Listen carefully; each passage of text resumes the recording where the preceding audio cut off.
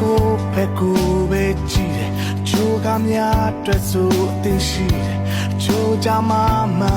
ဝေခွင့်မြေလူတော့လူတွေပဲချိုးကအုံနောက်ကိုအသုံးချတယ်ချိုးကနှလုံးသားလုံးတန်ဖိုးထားတယ်ချိုးကြအရာရာမချင်းလေးရဲ့နေလူတော့လူတွေပဲရှင်တန်ကြတဲ့ဘုံစံခွက်ထဲအားလုံးကလူသားတွေပဲဘုံတဲ့တွေကွဲပြားတယ်မဲရှင်တန်လာခဲ့ကြတယ်ဟောဒီကမှနေမတိရနဲ့မတော့လာတယ်မတိတော့နဲ့ငါတော့ပြန်မယ်ဒီကဘာမြေကြီးတဲ့